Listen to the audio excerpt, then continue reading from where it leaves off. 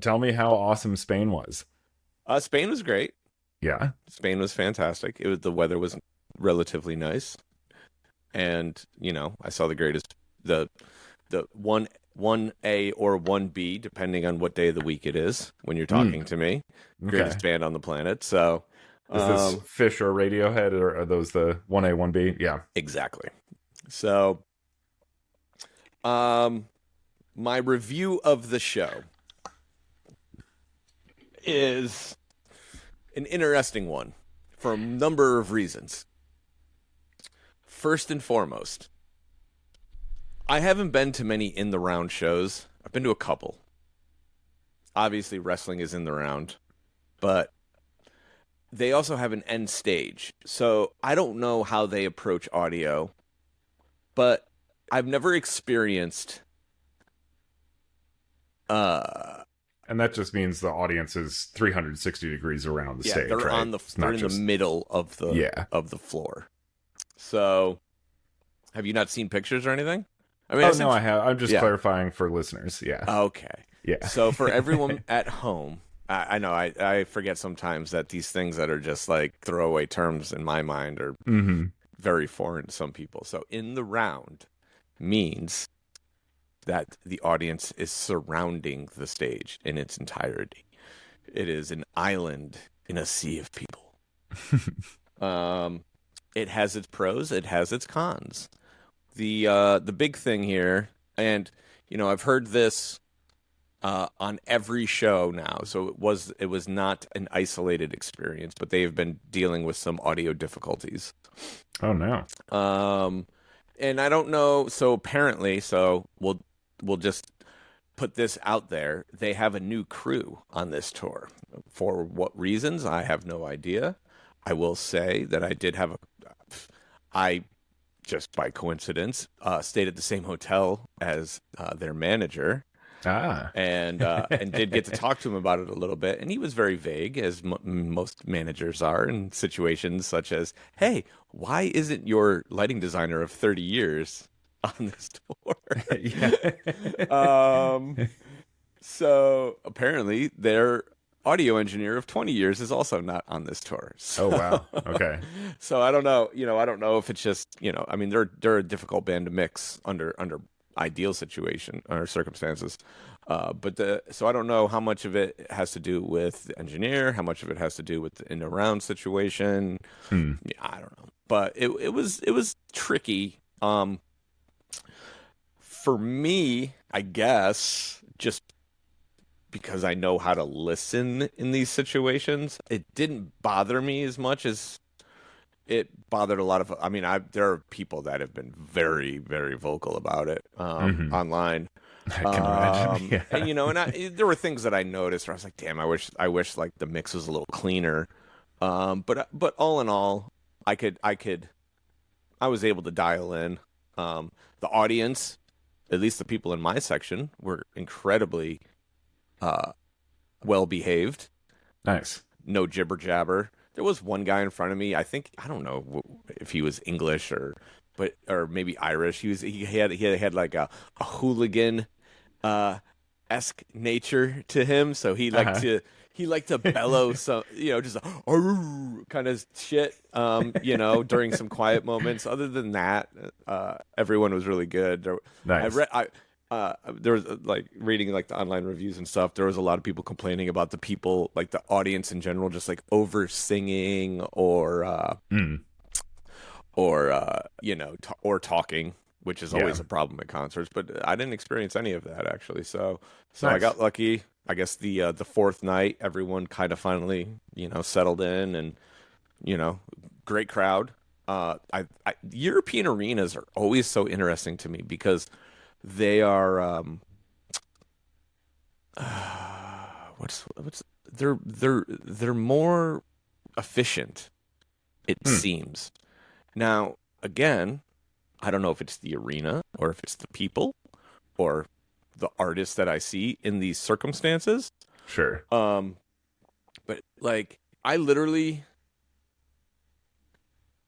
we walked in through security and were at our seats in less than 2 minutes. Like from outside the building Yeah. 2-hour seats, less than 2 minutes. It was crazy. And it was easy. And Hmm. like, there were no problems. Everything was chill and great. And so, so yeah, we talked about this on another episode, but like seeing shows in Europe is a very different experience than seeing shows in America. Yeah. And A lot less guns. Just in general in Europe, I think I feel like security, I is, see. is I like see. that's like a factor with that. It's like Yeah. there's a lot more scrutiny here because Yeah, that's true. I didn't even think about that.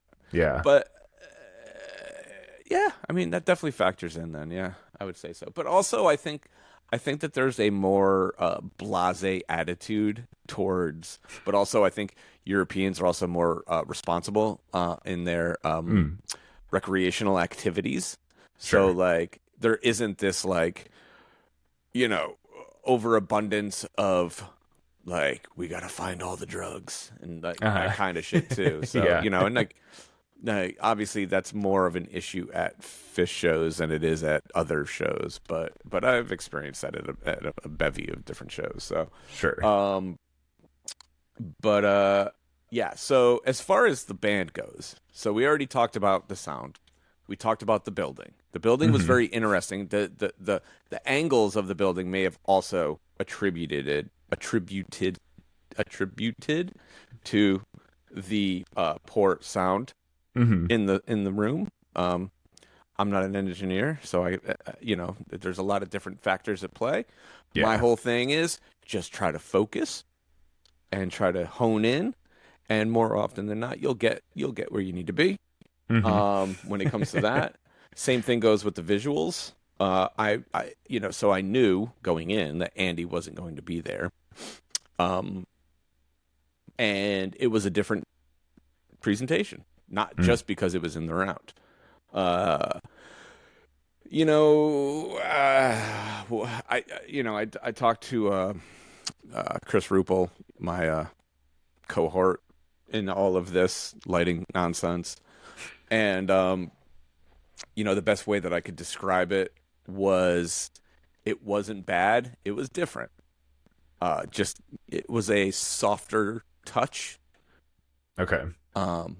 There wasn't as much Vision. no, everything was very well thought out. Okay.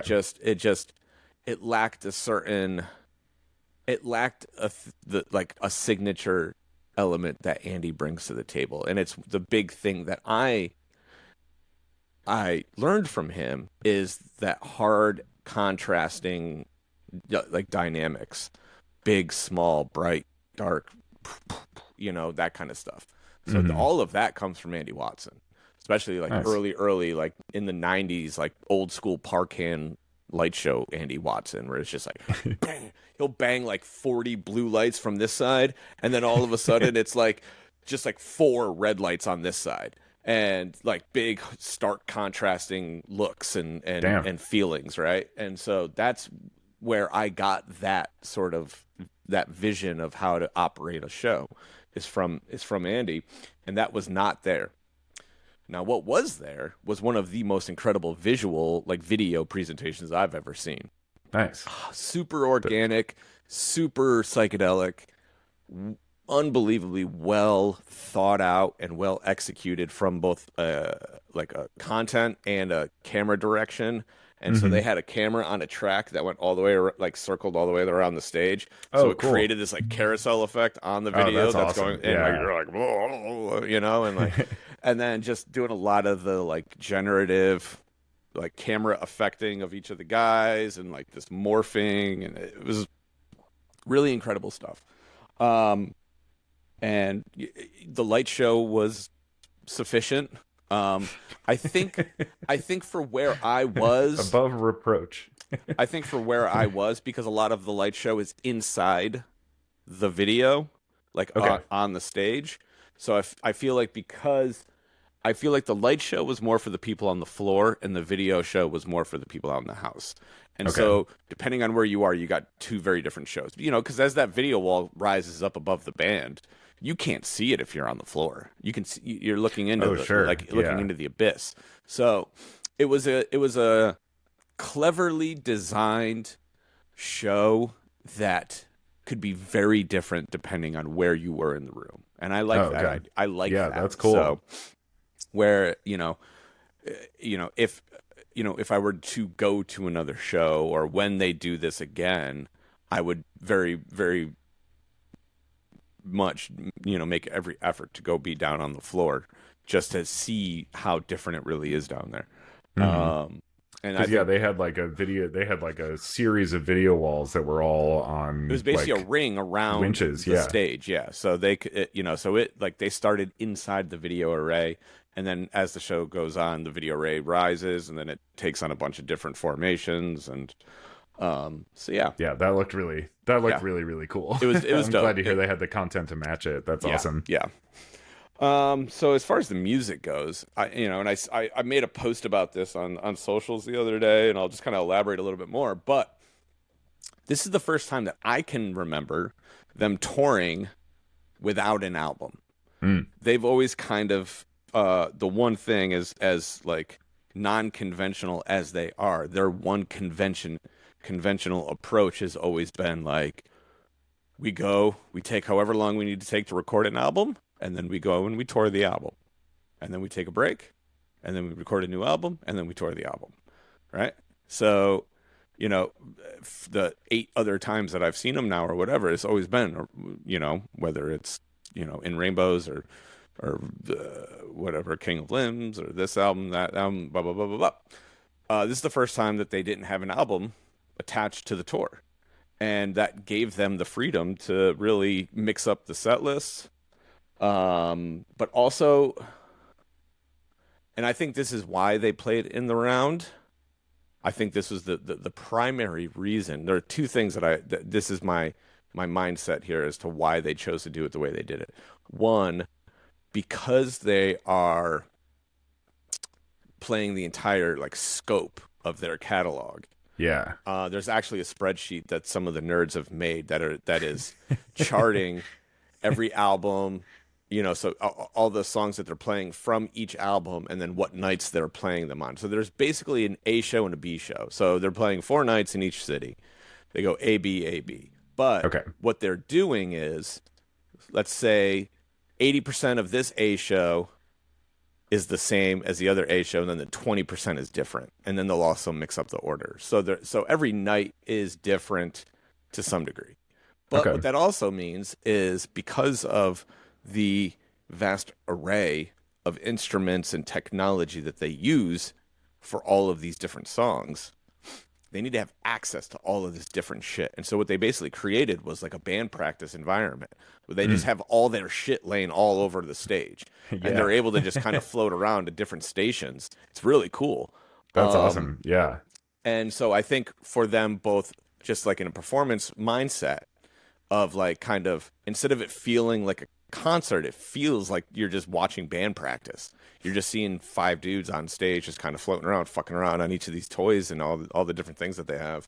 But it also allowed them to have access to more things than they normally would, in a more effective or efficient manner, maybe, I suppose. Because in the old days, if they're playing this super old song that needs this Rhodes or whatever, they would wheel it out and then wheel it right back off stage.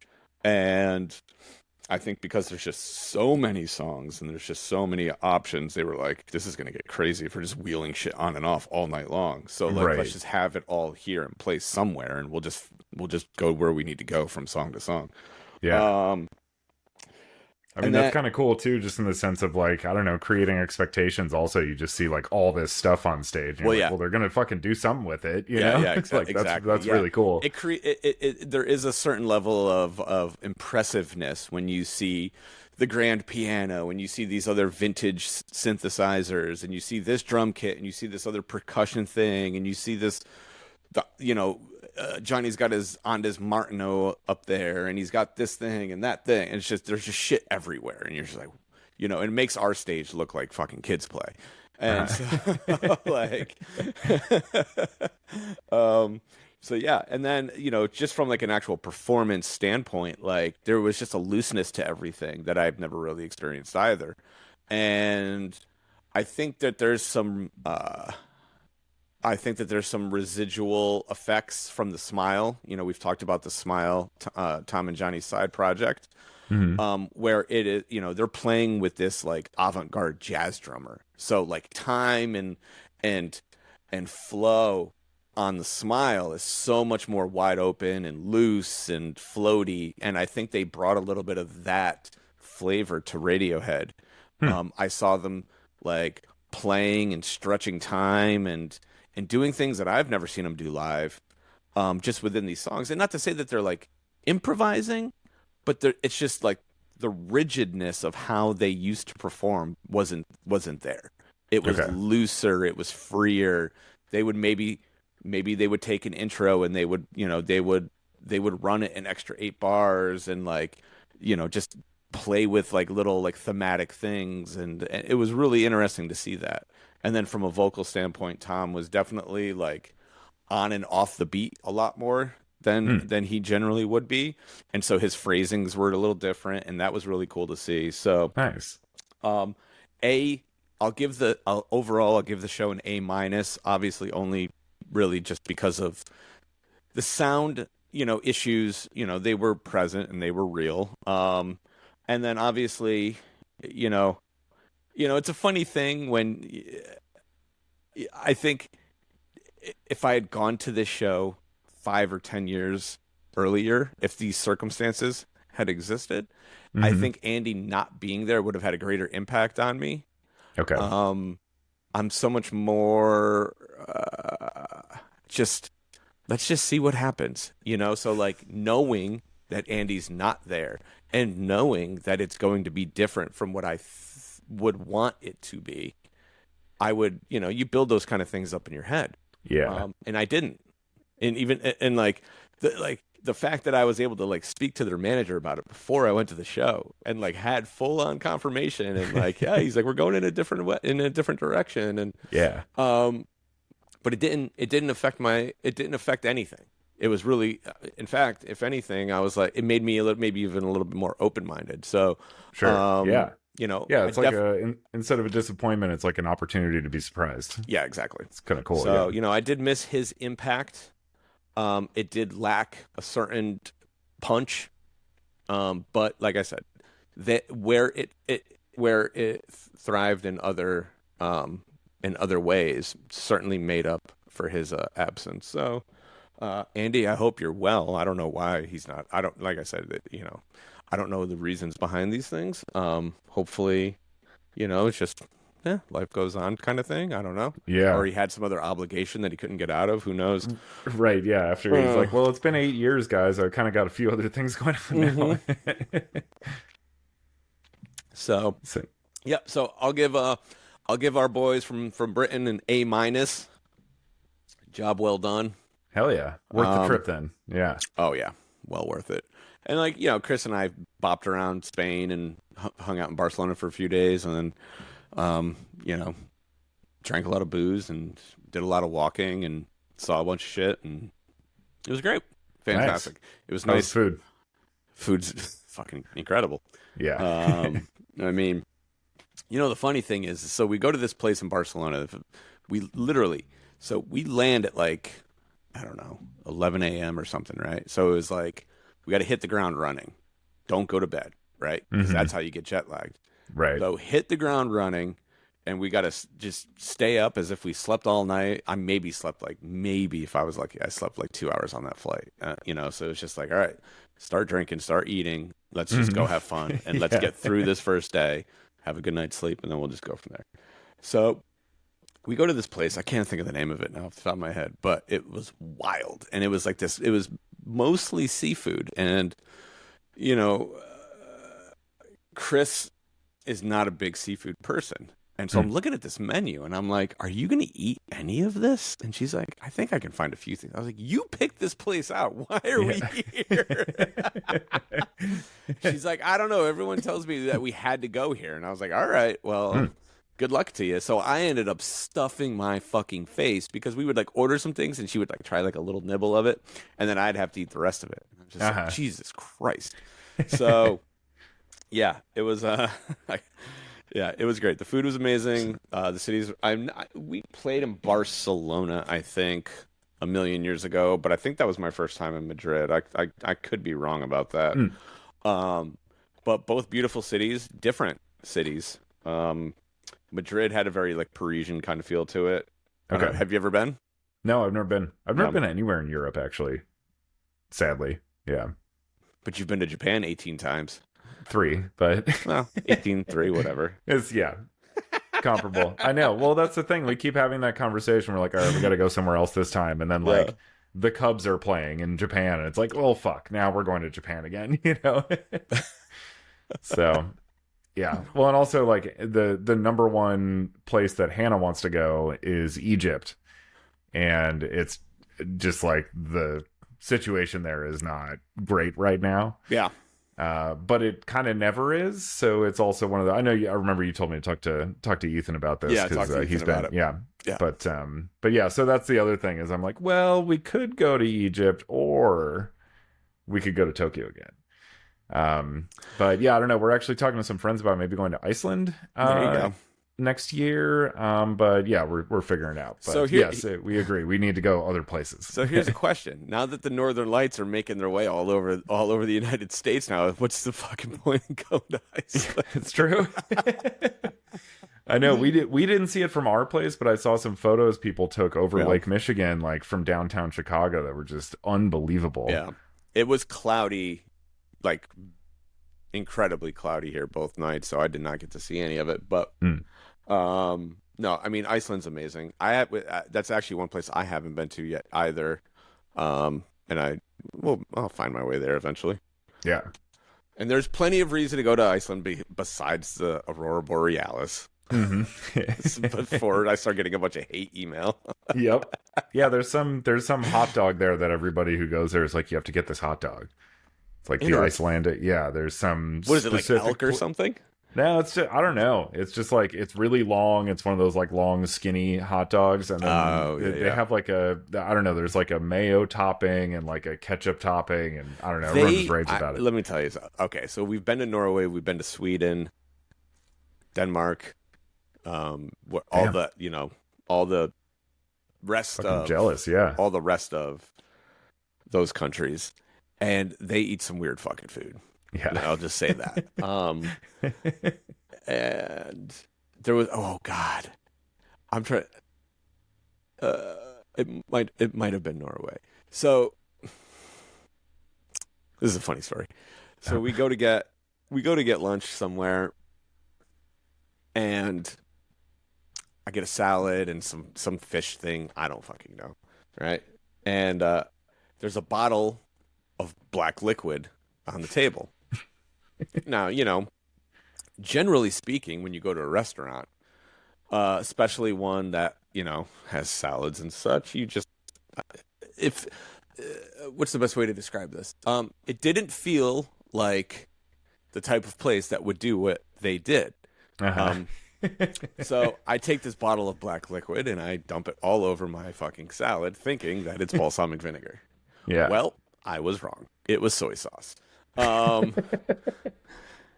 And I guess, thinking about it like after the fact, like all they eat is fish here. So sure, yeah, right. they have soy sauce. Yep. But, like it for what I didn't even dawn on me to try it. I was just like, oh, balsamic vinegar. Boop, boop, boop, boop, boop.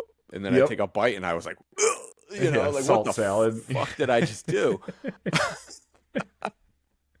So, yeah, if you travel to Northern Europe, be weary of everything, honestly, when it comes to food. Yeah, that's not a part of the world I would have expected to find soy sauce as like a regular. Yeah, exactly. Yeah. No, that seems like, oh yeah, I mean, Italy's over there. It's well, it's just like, I think more than that, it's just like there's such an association with just Chinese food, soy sauce, Chinese food. That's it, and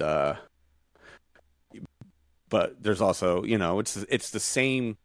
It's the same food though. Chinese food is so based in fish and seafood, and so is Northern Europe. So it makes sense after, like, once I thought about it, I was like, yeah, this totally makes sense. But Yeah, it turns out soy is delicious with fish. Yeah. yeah. So yeah, it was that sounds.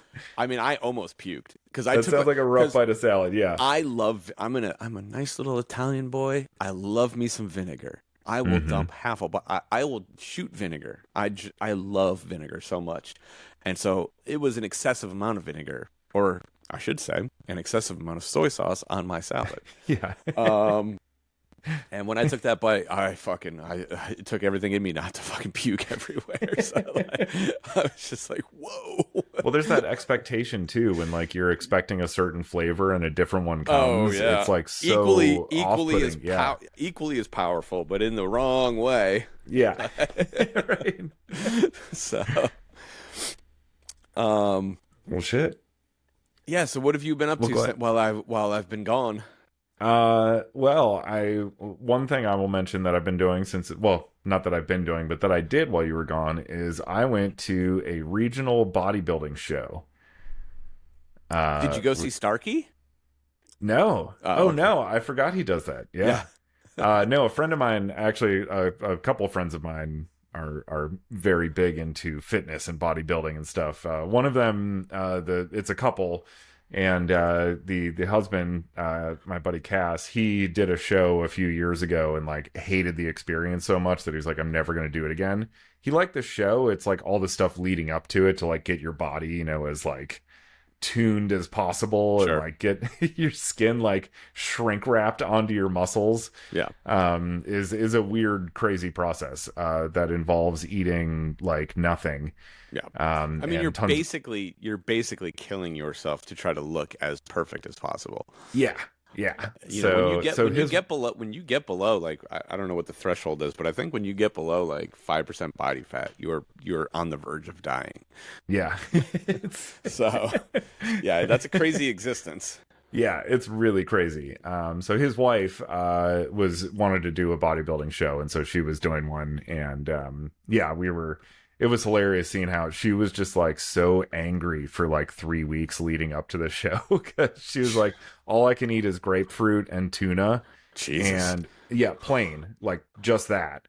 And like you should have given her some soy sauce. Yeah, right. I'm sure salt intake is like, no, you get none of that. Yeah, because you retain water, yeah. Yeah, and and then like just water and coffee. And they do this crazy thing also where for like weeks ahead of the show, you drink like 2 gallons of water a day. Yeah. So that basically to train your body to like flush that much water out. And then like the few days before the show, you drink like only 1 gallon of water because then your body is trying to flush out twice as much. And that's what creates the whole, like, you basically dehydrate your skin. So it just it just absolutely seals itself to your muscles and just gives that, like, what the fuck? I can see everything happening inside of this person's body. It's like, yeah, because the veil between skin and muscle is at its thinnest on this. Did you bring a camera? Were you like backstage or anything like that? Or did you No, we weren't backstage or anything. It was like, man, this is, I don't know how much of the backstage was kind of like everywhere because there's so many fucking people that participate in this. Yeah. It was nuts.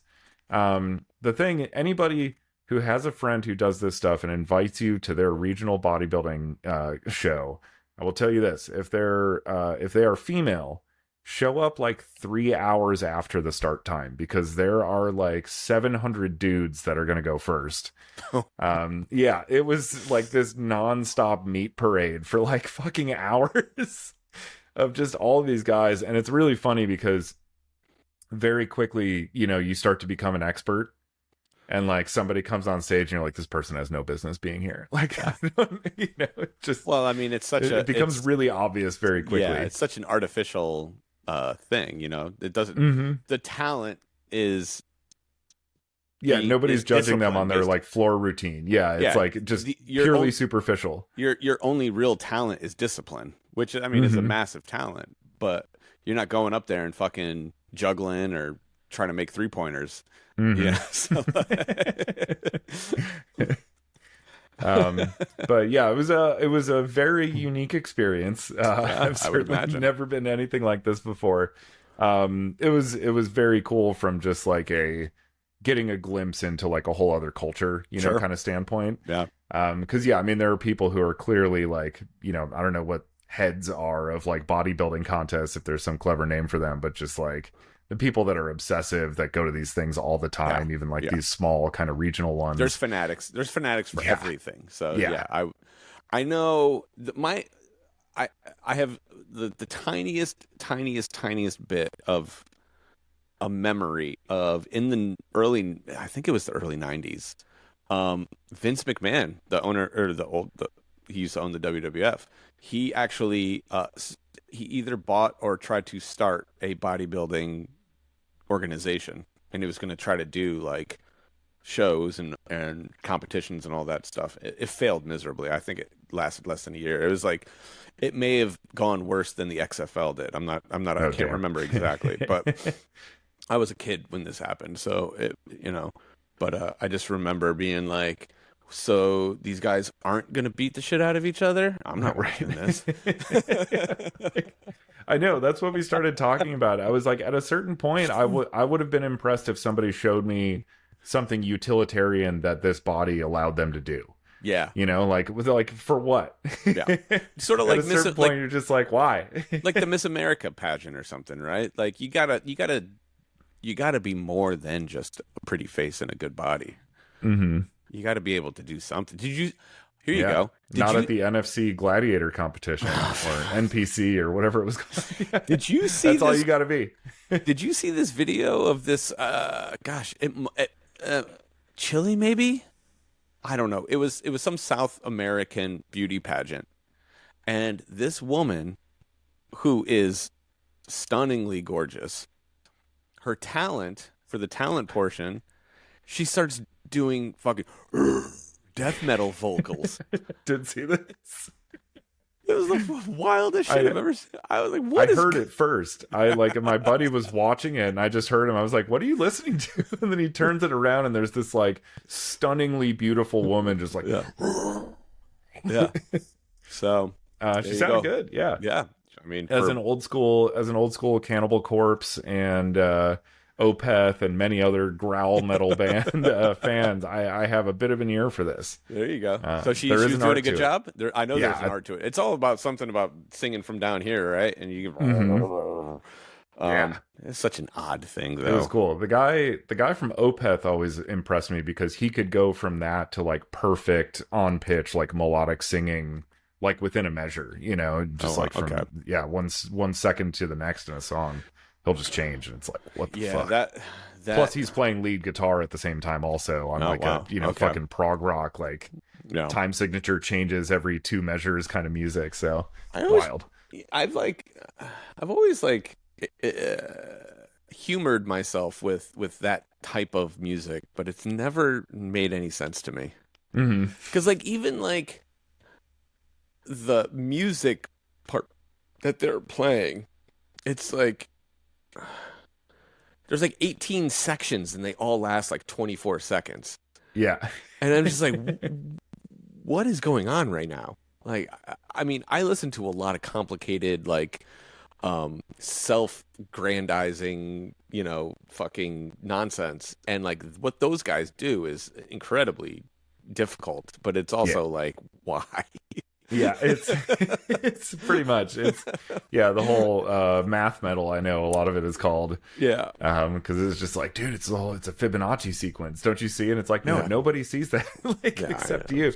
But yeah, no, I similarly have a lot of issues. A lot of those bands, teeter on the edge of being impressive, but also having zero musicality. Yeah. Because it's just purely a technical exercise. What's the most complicated, kind of thing. And that's where it all comes from instead of I'm trying to express something. Yeah. So you do see that, but man, every once in a while, again, I'll bring up Opeth because I really do love that band, but, they've always managed to find some kind of balance between those two elements. Well, there you go. And that's, I mean, I think that's... But they're one of the few, for sure. Yeah. What I remember when Guitar Hero came out, it was all the rage. That band Dragon Force, became like a little bit more known. Yeah, because that was always like the hardest song in Guitar Hero was the drag, because it's just like insane shit, and there's like 7 guitar solos, like all this type of stuff. But yeah, I mean, yes, those guys can move their hands and manipulate at a guitar at incredible speeds. I don't think they have a lick of artistic talent. It's like they can just do it quick and accurate, and like that's impressive. But send them a Muddy Waters record and be like, could you play this? Yeah. If sometimes one note appropriately used can do all of this work. Jesus. But, yeah. Anyway, so there was that, which I will say at the NPC Gladiator Midwest competition, the sound was excellent. Was there a light show? The lights were on. I would describe the lights as definitely on. There was no grandiose like entranceway for them to walk out on. That's unfortunate. And it's crazy. Like only some of them get to like pick their own song. Even like a bunch of people, because there's so many fucking people. Yeah. They just play music, and you just don't know what 10 seconds of music. But you know who the star is when fucking Born to Be Wild comes on or whatever. Oh yeah. Yeah. Oh, there was one guy. Every once in a while, like a fucking artist took the stage, It was somebody with like a creative streak in him. And there was one guy who did I don't know. It straddled the line between music and sound design. Okay. But he actually coordinated all of his movements like with the sound design. It felt like it was accompanying his movements, and like very few people did that. Gotcha. Like most people, it was just kind of like, oh yeah, I want the drum hit from I Can Feel It in the Air Tonight. Yeah. Because that'd be cool. Yeah. But like they're just doing it while this is happening. It's not like on the beat or anything like that. But it's like fucking Dancing with the Stars or something. Or like figure skating, right? Don't figure skaters like choreograph the music and the movement and all that kind of shit? Yeah, definitely. So yeah, every once in a while you get a bodybuilder who did that, and they really stood out. They didn't win, but they stood out to me. Well, those are the guys that have to do something like that because they know that they haven't put in the work otherwise. Yeah. Like, my body's not quite there. How can I compensate for this? Yeah. There were some people that were like, it was like looking at, one of those like anatomy books where they have the different, like, here's the skin, and then here's the vascular system, and here's the muscles, and they're all like overlaid. Yeah. Like, it was like looking at one of those. You could just, as they came out, you're like, I can see like all of those muscle fibers that I've seen in books, like they're here. They're just, I'm looking at them right now. And it's kind of bizarre, a little unsettling at times, especially because they sometimes make them like dance. They like move their muscle across their body and stuff, and it's like don't do that. So anyway, full marks for the technical team there. I mean, of all of the things that I could have guessed that you did while I was away, that would not have made the list. So. Right. Yeah. Way to be unpredictable. Yeah. trying some new things. So yeah, no, first time. If Megan, shout out to Megan Mason, competitor number 223, crushed it. She was great. Do they have like the full like broadcast up on like YouTube or something? Ooh, I don't know. That's a good question. I took some. I bought one of Kodak's cute little fucking charm cameras. Oh, look at that thing. Yeah, it's adorable. That is adorable. It's kind of like the one I got in Japan, but the viewfinder actually works, and it does have a screen. Oh, wow. Which is great at consuming battery. Yeah. And so I decided on a whim to just bring that. Like, I'm not going to overcomplicate this. I'm here to support my friend, check out the show. I'm not going to be just behind the lens the whole time, Yeah. So I took this, everything completely blown out, worthless photos. None of it's. Are there exposure settings on the camera, or no? Is it just it's wide like open? It's auto exposure, so okay. it's gonna adjust itself. But it was one of those like the whole room is dark, and then there's this light blasting on the stage, and it would try to get the balance between those two instead of just exposing the light. So yeah, and there's no manual controls, so. Did you have your finger over the sensor? I should have. um, but yeah. So I would imagine though they had a camera crew there, of course, Yeah. and there was one guy with an iPhone on a gimbal who was doing the same shot the entire fucking show for like 4 hours, just the same line behind this one row of seats. And I was like, we were laughing about it, and then I realized afterwards that he was probably shooting like a TikTok video that's going to have like a transition, between like each of all the bodybuilders. Yeah. And that will probably be the thing from the show that gets by far the most views and the most engagement out of anything that's produced there. So I was like, what? He's probably the guy who's doing the real work right now. Yeah. So speaking of that, because this is actually something I wanted to talk to you about. This is while I was, on planes and trains and, during downtime and whatever, I've been doing some research on different avenues of content, right? Mm-hmm. So like, what are the best ways to get engagement? What are the best ways to get information out? What what eye-catching new tricks are there? Blah, blah, blah, blah, blah, right? So just kind of, it's always good to kind of keep up on those things if you actually want people to pay attention to what you're doing, because I'm doing a very bad job of it right now. Mm-hmm. So I have a long-standing history of doing a piss poor job of that. So. Yeah. I'm with you. Well, I've got metrics to tell me just how bad of a job I'm doing. Because, nice. So real quick, while we're talking about this, so yesterday I launched the pre-order for the prints for the paintings from A Light Requires Darkness to Shine. So you can go to my website, thephoebuscartel.com, and pre-order any of the prints, any print that you may, if you'd like. It's not doing well. Let's just put it that way. Okay. I think, you hear that, people? Get out there.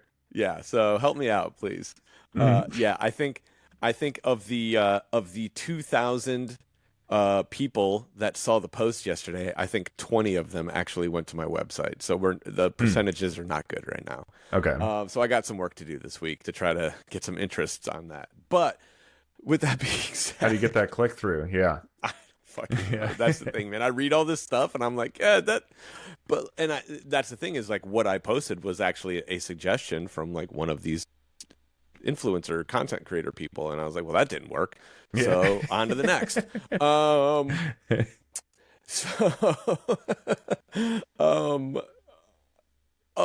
So this one guy had some clever, like, they're not green screen effects, but they are, right? And he was talking about all of these different ways to like cut jump him being in the video. So like one of them was like this effect where he like jumps into a coffee cup and then pops back out. And all while he's talking about whatever random thing he's talking about. And then like another one was like he could walk in on this side of the screen, and then he could also walk in on this side of the screen, and then like he's doubled himself. And then there's like a third guy that comes in from the back, and it's and all of these like goofy like overlay effects and such. And he's like, this trick just bought me 7 more seconds. And I was like, Jesus fucking Christ, is this really what it's come to? Like, I got to do carnival tricks? I was going to say, I'm about to start crying, like openly weeping right now over like the wounds that have just been inflicted by everything I just heard. Yeah, dude, social media is a wild place, man, and you got to do some real dumb shit to get people's attention. Yeah, it's true. So yeah, so if you know of any clever camera tricks or compositing effects that I should be exploring, let me know. Well, I do, but they're mine. I'm holding on to these fucking things now. This is what was just me like bored fucking around with a camera and some lights in my bathroom is now like, I don't know, internet gold apparently. Yeah, it probably I gotta keep is. that shit close to the chest. I do have some ideas. I do. I just need to actually execute them. I have a couple I'll share with you off the air. Perfect. Yeah. There we go. So I have. Did I tell you about the glass experiments? This doesn't sound familiar. Okay, so this will be a fun one to maybe if people make it to this far into the episode, this will intrigue them to actually pay attention to something I do. Um, you know, glass bath tiles, Yeah. like the big thick ones, like Yeah. we're talking shit from like the 80s. Yeah, we used to have a whole house I grew up in. We had a whole bathroom that was covered in those. Okay.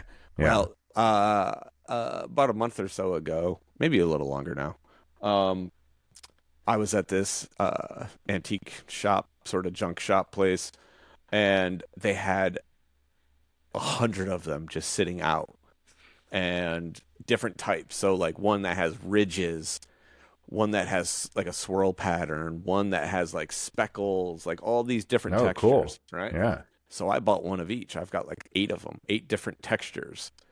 And I'm trying to figure out how to push light through them and then film and get like what's the word I'm looking for when you actually like build and make something, you're not using a computer to do it. What, practical? Fabric. Yeah, practical effect. Right? Yeah. So working on these like cool Or in like camera. Yeah. these like cool like practical effects to kind of go along, because obviously, you know, everything I'm doing is practical in a sense, right? Whether it's painting or, you know, the analog stuff, it's not, there is a touch of digitalness going on, but it's mostly, you know, hands-on and real in some form or fashion. You're manipulating the actual thing. Yeah. Yeah. There's no ones and zeros. It's all, you know, real world stuff. So I was like, okay, well, how can I incorporate practicality in the actual capturing of all of the things that I'm doing? And these bath tiles seem to be an option. A good one? To be determined. Mm-hmm. I don't know. We'll see. I've got a pile of a couple of those where I'm like, no, I'm not giving up on this yet. It didn't work the way I thought it would, but I feel like there's still something here. Yeah. So, there's meat on that bone. Yeah. Yeah. So if you start seeing some really distorted, odd-looking videos, it's because I'm filming myself doing whatever it is that I'm doing through vintage bathroom glass tiles. Fuck yeah. So, all right. Yeah, I want to see that shit. Yeah. I don't know. We'll see what happens. I like it. And also, if you're on the fence about picking up one of Greg's prints, this is not one of Greg's prints, but it is a print that I just got recently that I'm very happy with. I can't see it. Doesn't it look fucking gorgeous? You could have some of Greg's art on your wall looking this good. Yeah. There's some, I mean, there are a handful of those paintings. So what I plan to do this week is to actually kind of break down each painting, what it means in sequential order as the mixtape was intended. So I'm hoping that will maybe, you know, connect some dots for people and maybe get them, you know, because it's the one thing that I've learned in the last 5 years is that selling art makes no sense at all. Because I'll tell you right now, so this is a funny thing, because the things that I think will do well tend to not. The things that I hate tend to do amazingly well, and everything in between. And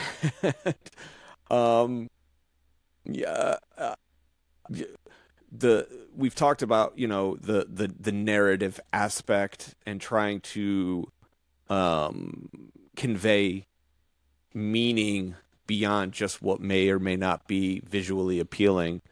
And I did a good job of it at the show, but now I need to do a good job of it after the show. Sure. And so I think that's what's gonna hopefully move this thing further along, because I would like to. Well, I don't need to say what I wanted to say, because that's just it's a stupid thing to say. So I'm gonna bite my tongue. Hannah's she's an artist, and she was an art history major, and, you know, so she's taken lots of courses on, you know, all sorts of elements of art and everything. Yeah. And one of her art teachers in college told her one time, was like, it's, you know, you're not selling the art, you're selling the idea that you had a vision for it when you made Yeah. it. Yeah. That's what people are buying, you know? And so, so absolutely, like getting that narrative out there is definitely what's going to, spur that. But that was always an interesting, it's one of those things I always remind myself of, because I think that is true across disciplines also. Yeah, for sure. For sure. It's just, I think it's the most, you know, I look at what a lot of other artists are doing, and it's such an interesting thing to me, right? Because the successful ones,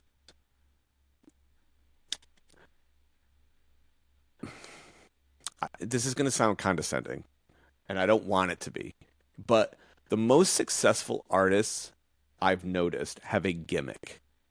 They have an idea that started 10 years ago, Mm-hmm. and they never left that idea, for better or for worse. So when you think of like Jeff Koons is a good example. Yeah, the like balloon dog. Yeah, like a lot of like street art, like street artists, and like, again, this is not a knock on anybody, but like when I think of like some of the guys that I like got to know in Atlanta, like Wolf Dog and Greg Mike, these guys are fucking incredible artists, but they have this very, very specific approach to their art. It doesn't go outside their bounds ever.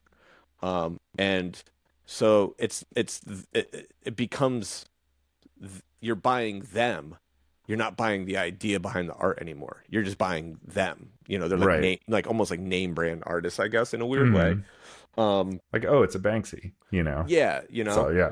And so but like with Banksy though, like his stuff did tell like each piece told a story. Oh yeah. Yeah. In abstract, it's tricky because, and like these guys aren't Wolf Dog's abstract. Greg's illustrative. So Greg's whole thing is like very like pop cartoonish, but like psychedelic and like kind of twisted a little bit. It's really dope stuff. I love his shit. But it's very like they have this signature thing, and they just expound on that signature thing over and over and over again. I don't know that I have the capability to approach art that way. Mm-hmm. I don't know. We'll see what happens in another 5 years. If I find that thing, that's the other thing, is like I'm still searching. Right. Yeah. But then there's like this woman. There's this woman in Charleston that Christina loves, and her thing is she does this. It's like this special type of paper that she uses. I can't think of the name of it, but she stains it with different tea.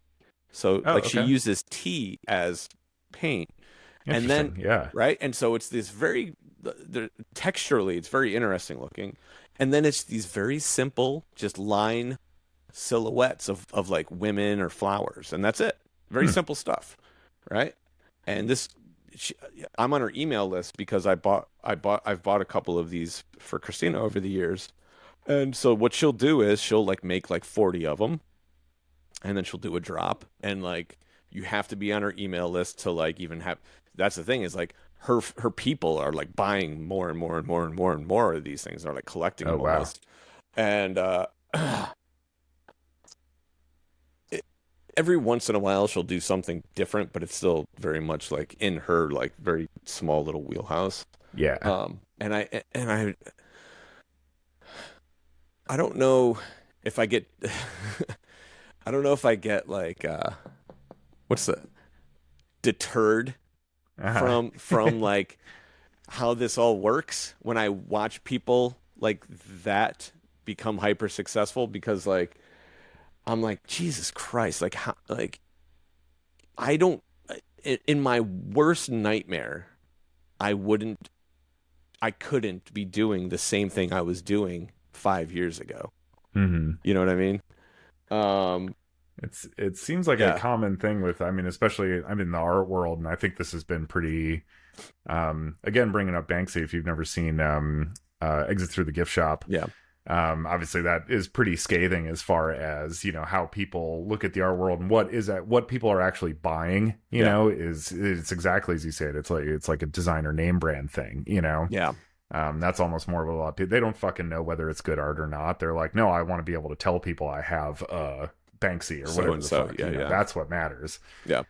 So it's like a weird status thing. Obviously, with an artist like this, it's a bit different, but I know in film as well, that's something that's constantly been spoken about, is that like most filmmakers, actually, if you really get down to it and look at their whole filmography, they've kind of been making the same movie over and over and over again. You know, there's obviously, there's plenty of auteur, them out there. Yeah, yeah. exactly, yeah, and even a lot of the auteur types, you know, like Tarantino and Scorsese and people like that. You know, Tarantino has a very unique style that's like, it's not the same movie every time, but it's like always very clearly a Tarantino movie, you know? Yeah. And in a way, and I think Wes Anderson is the one who's probably the easiest to point to, that it's like, it's really obvious if it's a fucking Wes Anderson movie, you know? Yeah. And in a sense, it's kind of similar, where it's like, no, I've found like the materials or the way that like these three components interact, that is kind of like my signature style.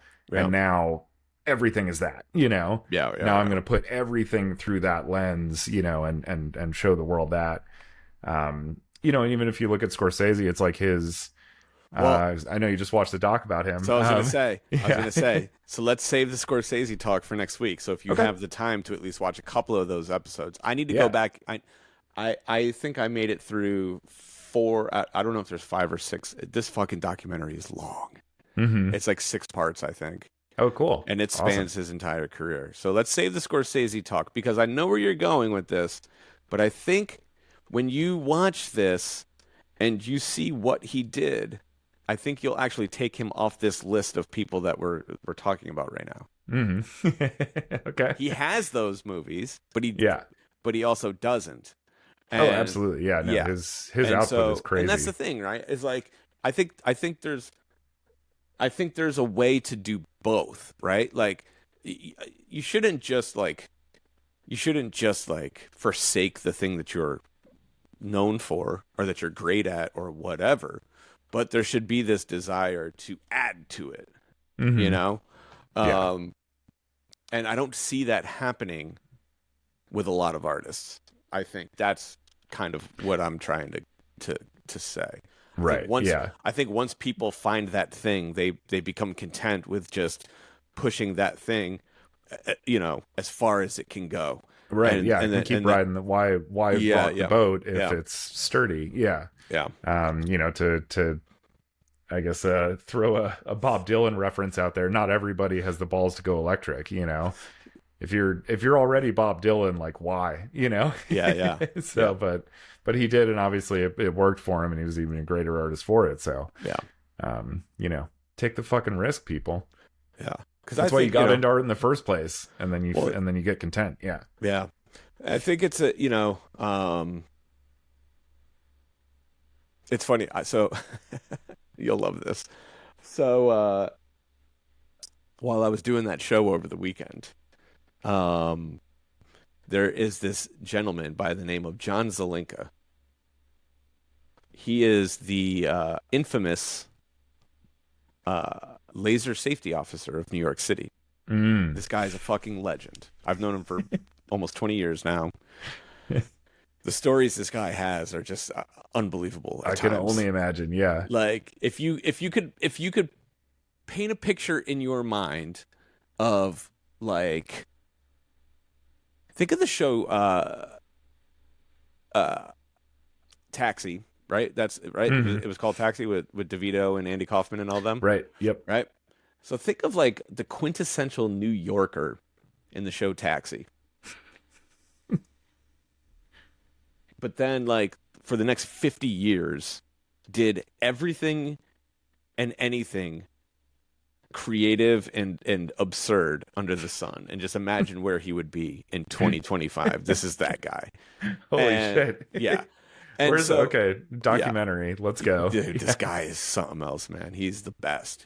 I talked to him for hours, you know, and just like, and we were talking, and he's like, you're the only guy that I get to have these conversations. He's like, I meet all these other lighting designers and laser guys, and none of them are interesting. He's like, you're the only one. And I was like, John, it's because I am just as fucking crazy as you are. Because I grew up listening to Frank Zappa, and I grew up fucking doing a bunch of drugs, and I grew up fucking not being able to repeat my successes. Mhm. And he's like, that's it. He's like, you know how to fail. And I was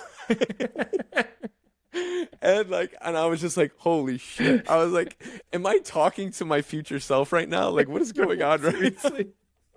Seriously. That's incredible.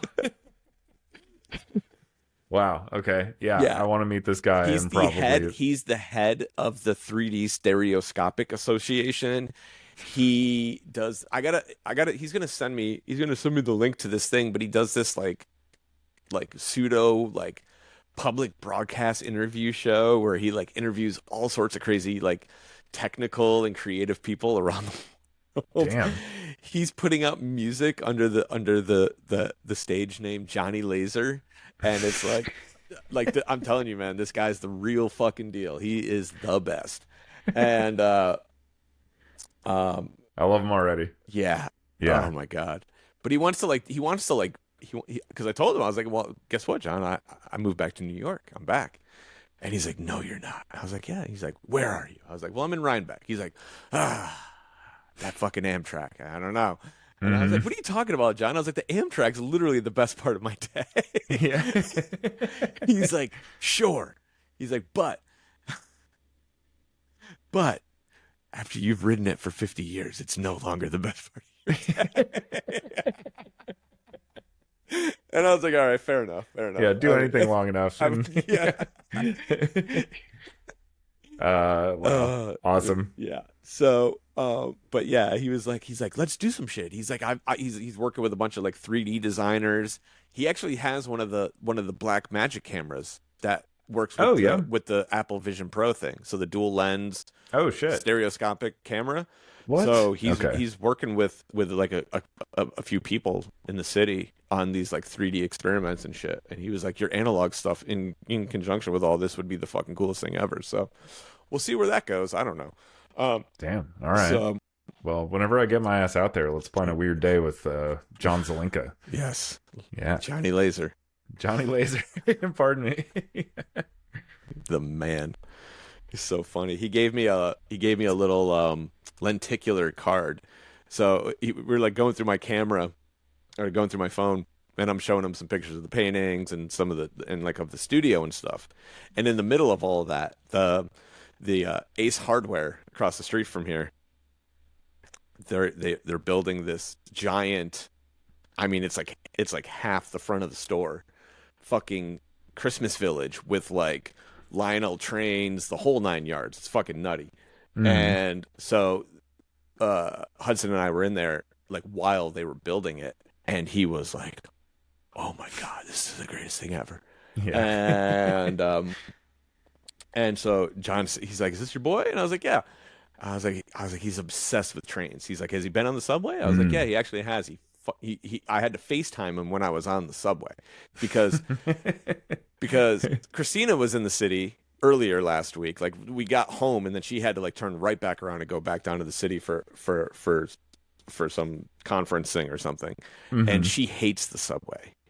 And so Hudson's like, "Mommy, you gonna ride the subway?" And she's like, "No." He's like, "Yes, you are." Like, "Mommy, you're gonna ride the subway." And Called her out. yeah. And of course, she didn't get on the subway. And I was like, "Don't worry, Hudson. I have to go to the city this weekend, and I will ride the subway, and you can ride it with me." And so, like, I FaceTime him while I'm on the subway, and he's just losing it. And, like, all these people are looking at me like, what the fuck is going on over here? And my child is experiencing wonder. Shut up. yeah, exactly. Yeah. He loves it. He loves That's it. awesome. So John sees the video of Hudson freaking out over the trains at the Ace Hardware, and he's like, "Hold on a second. I think I got something." And he's like digging through his bag. And so every quarter or something, he collaborates with a different artist and they make these little lenticular like business cards. And he's like, "I like to just help people, get their stuff out there." And this dude made like a subway lenticular, and it's really dope. It's like literally the depth perception on this is the craziest like 3D effect I've ever seen, and it's tiny. It's like literally the size of a business card. Yeah, and it looks like this train is going to jump right off the card. Oh, so damn! That's awesome. Whatever they're doing is this like more advanced approach And That he's is like, a. and Go ahead. Yes. and so he gives me the card and he's like, give this to your boy. He's gonna fucking freak out. And I was like, okay. And so I I get home, I give it to him, and he looks at it, and he's like holding it. And at first he's moving his head back and forth. Uh-huh. Right? He doesn't, it's the first time he's ever seen anything like this. It's the funniest thing ever. And he starts doing this, and then he finally starts moving the card, and then he starts like playing with every angle, and he's like, "Is it moving?" And I was like, "It's magic." And he's like, "Yeah, it's magic." He's like, Yeah, "Can I it take is. this to school and show all my friends?" And I was like, "Yes, you can." Yeah. And like he was like completely like blown away by it. Like it was the greatest thing ever. Oh, that's so cool. Yeah. Yeah. But yeah, no, I love that as it's a nice reference to the history of film as well. That was the first thing that was ever publicly exhibited that was shot with a motion picture camera was a train pulling into a station. And I would imagine what was this, like 1910? Late 1800s, I would think. Oh, okay. Even. Yeah. All right. So yeah, like but Lumiere Brothers shit. What? And the story, who knows how apocryphal it is, but the story is that everybody who was in the theater jumped out of their seats and ran for the exits because they thought the train was going to drive into the fucking, through the wall. They were like, there's a train coming at us because nobody had ever seen a moving picture before. Sure. It's like, it seems so ridiculous now to think, but it's like, no. Like, if this was literally a completely fucking foreign concept to you, this would be kind of terrifying. Like, what's going to happen? Yeah, no context is always an interesting thing. So yeah. Well, that's fantastic. I mean, it would make sense that they would do a train because what more impressive thing was there to film it in that time than seriously, than a steam engine? I would assume it was probably some big old fucking meaty, some big deal shit. Yeah. Exactly. Yeah, it's giant, just pouring out of it. Yeah. So yeah. So let's see. Have you made any progress on our radio play? I have. Oh boy, none worth sharing. Okay, cool. Well, I think some things have come up, so I got busy with some other stuff, dude, which is great. There's no deadline on this. We're just gonna keep talking about it until it actually happens. So it's almost better actually that you take your time with it, so that way we can just keep stretching it out, and we can build anticipation. Yep. And we can shut this episode down on that anticipation of when will the radio play actually happen? Yes. Yeah. So it's coming. It's getting fucking weirder and weirder. Here's a question for you. Yeah. Do you have a working title? Yes.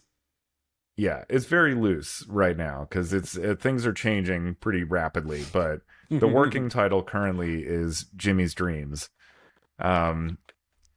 which I'll just leave it at that. I dream of Jimmy. Actually, Hannah would love that. She was a huge I Dream of Jeannie fan. So, but it's not our dream. It's Jimmy's dream. Very much Jimmy's dream. So okay, cool. Yeah. Well, so that's where it's at right now. But it's rapidly evolving. So I have a feeling that might change. Okay. Yeah. Well, if it could turn into some sort of weird Inception thing, and then it could be I Dream of Jimmy, because we could be dreaming of Jimmy, and Jimmy could be dreaming of us, and we could never know whose actually dream we're inside of. Technically, this is my dream of what Jimmy's dream is. So it is my dream. I dream of Jimmy's dreams. I mean, it's all right. Hey, here's the deal. This is why we need to check in about this. It's already things are moving. Yeah. Yeah. So just every week we're gonna touch on it, and well, who knows what's gonna happen next. Yeah. So all right. Well, there's a lot of interesting stuff that I'm excited to share with you, but I've got a sort of cohesive element that needs to be completed still. That's going to kind of bring it all under one umbrella. Got to have the thread. Yes, exactly. It's missing the thread. It was a lot of ideas in search of a concept for a little while, but but I think it's found its guiding light. So beautiful. So now I have to make it. I have to make the guiding light. Yeah. Cool. Well, I look forward to hearing more. Yeah. So do I. Well, I will. I'll see you next week. Yeah, I have to. One thing real quick before we sign off. I received a box full of hot sauces. Oh Yes. And so I have to say thank you to the garden saucier himself. Yes, Charlie. I have To not Charlie. opened. I have not opened my most recent box. It showed up, I think, the day before we left for Spain. Yeah, Um, that's but yeah, we're all sauced up, baby. Let's go. they're delicious. I've only tried 2 of the 4 that he sent me. They're fantastic. Did you And try the plum? Because that's the one that's got me the most intrigued. no, I haven't tried that one yet. Okay. I'm assuming I know which one it is. I think it's like blue suede. I'm calling it blue suede illegible because the third word I can't read. So, Charlie, you got to work on your you got to work on your packaging. it's all right. They're handwritten on there, so I appreciate the wabi sabi. It's got a very personal touch.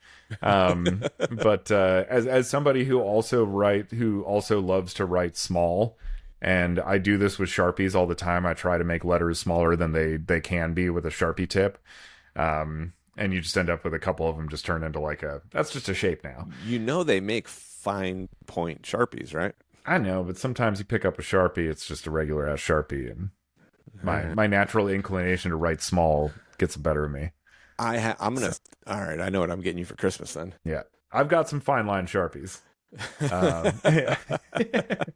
and a series of very pointy pens. But thank you very much, Charlie, for sending the hot sauces. Yeah. They're really fucking good. As I guess I mean at this point now, since we've both received product from you, you are now the official sponsor of the Stroke of Midnight. So this episode and all other episodes have been brought to you by the Garden Saucier. Get your hot sauce from them wherever you may find it. I have no idea. The Garden Saucier, because there's nothing saucier than a saucier. Oh, Jesus Christ. We're just going to throw out... Charlie, send us some copy for next week. Yeah, right. Start writing fucking writer in here? Yeah. All right, guys. We'll see you next week. Thank you. Bye-bye. See ya.